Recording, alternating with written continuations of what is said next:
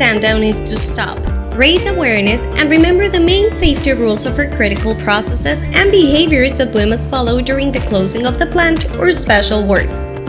Several hazardous and potential activities could generate accidents with serious injuries. That is why we must know and respect the safety procedures to prevent any type of accident at all times.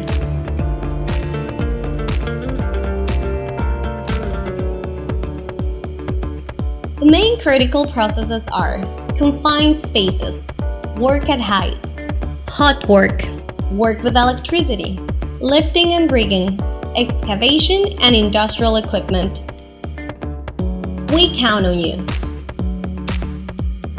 Confined space. Risks of a confined space: toxicity, flammability, oxygen deficiency. In addition, there may be physical hazards such as the floor, walls, or poisonous animals. These are the consequences of not following the procedure properly: choking, loss of consciousness, fractures, and death. Encapsulations present similar risks to a confined space. ECPL, or Energy Control Power Lockout. Blocking devices. The different types of devices used for blocking energy are locks and multiple padlocks, valve covers, blocks, and related.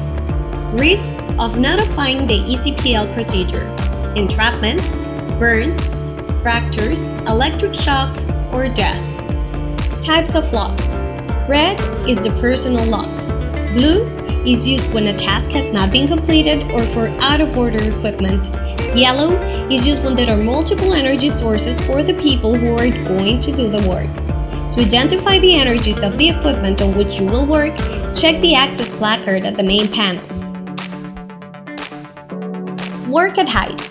Work at heights is any activity that is about 1.8 meters above the level of the floor or surface on which the ladder is supported.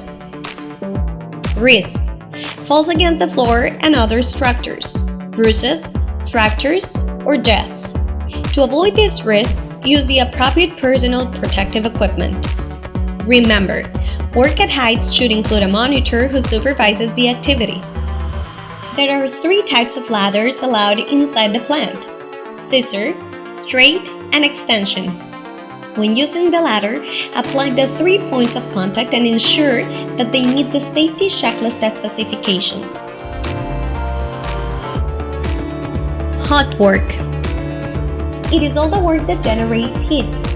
It is one of the main risks of fires and explosions within the industry.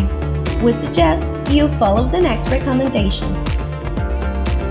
Define the work area. Check the equipment is in optimal conditions and leak-free. The place where the activity will be carried out must be free of all flammable material. In case of an accident, it should be covered with a fireproof blanket to prevent a higher risk. A monitor should be present during the work, ensuring that it is carried out safely. At the end of the work, a person must verify that the area is free of fire hazards. Cranes and hoists. Cranes and hoists are used to move high loads from one point to another using a hook and slings. Some of the risks are dropping suspended loads and equipment failure from a hoist to a bridge crane, which can affect both facilities and people. Recommendations: perform an initial inspection of equipment and auxiliary devices such as slings and fasteners. The anchor point must be robust enough to support the weight of the hoist and the load. The responsible person for the work must calculate the load factor previously. It is prohibited to cross or stand below the suspended load. You should not leave suspended equipment unsupervised at any time. The rigs used as slings, chains, and hooks must be inspected before starting the activity. Industrial vehicles. In the industry, accidents with industrial vehicles are the most severe and frequent. Some of the main risks are rollovers, blows, runovers, and fractures. It is very important to keep in mind the following safety rules that apply to operators: horn use and safety greeting, rule of 2 feet or 60 centimeter distance. Verify that the weight of the load does not exceed the capacity of the industrial vehicle and secure the load correctly. Verify that the equipment is in good condition. Vehicles designed for work at heights. Operators must be familiar and comply with the following safety practices. Use of regulated helmet. Chin strap is required. Wear a full body harness. Have a floor man or monitor. Ensure that vehicles and pedestrians do not go to the immediate limits of the equipment. Observe the operation of the equipment. The operator and equipment must have the appropriate training and ability to handle the equipment at all times. Standard for moving the lifting equipment in the plant. During the movement of lifting vehicles, there must be a guide person. The automatic doors must be locked using ECPL. The floor person or monitor has the responsibility to ensure the operation of the door once the vehicle has crossed. Safe practices with electricity. The works with electricity are those that are carried out with a voltage greater than 50 volts. Work on electrical equipment or installations involve three main risks: electric shock, electric arc burst. 4 recommended safety strategies to protect us from this risk. Stay out of the area if you're not required. Respect safety limits or distances. Interpret the electrical safety levels installed on all equipment. Correct use of personal protective equipment. Hazardous materials. All containers with hazardous materials must be correctly identified.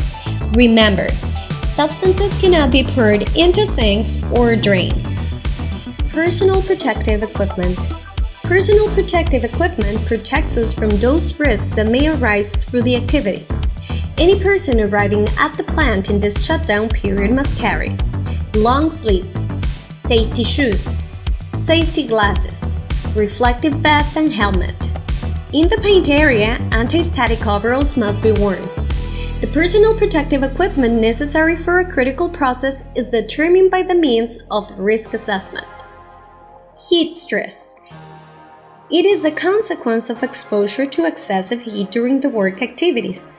Symptoms: headaches, dizziness, blurred vision, fainting, muscle cramps, and extreme tiredness. If you have one or more of these symptoms, go to the medical service immediately.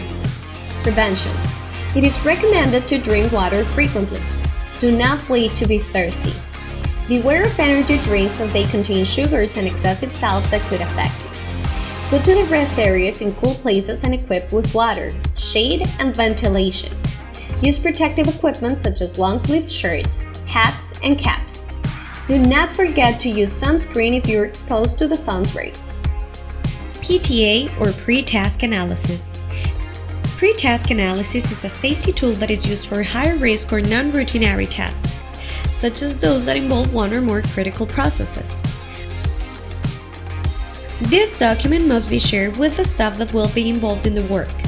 Our commitment is to comply with the PTA at all times and ensure that the risks were previously reviewed with the safety professionals. Self-care. Safety depends primarily on yourself.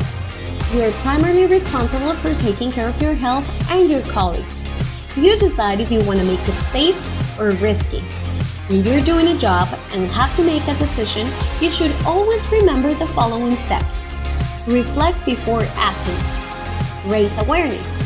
Have a willingness to take care of yourself and make the safest decision. We trust your commitment to your safety and the one of your colleagues. Take care. For emergencies, do not hesitate and call extension 55. Evacuation plan. The plant has an evacuation plan where there are safety zones to locate us in the map. Sounds of the alarm system. Alert sound.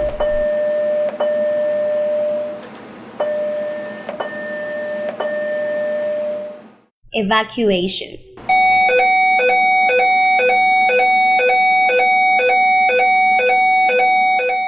Visitors, suppliers, or contractor personnel who discover or is in an emergency should ask for help by calling extension 55.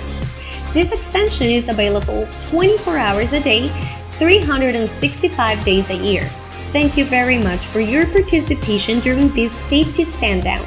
We count on your support to take care of you and take care of others. Remember that the goal is zero accidents.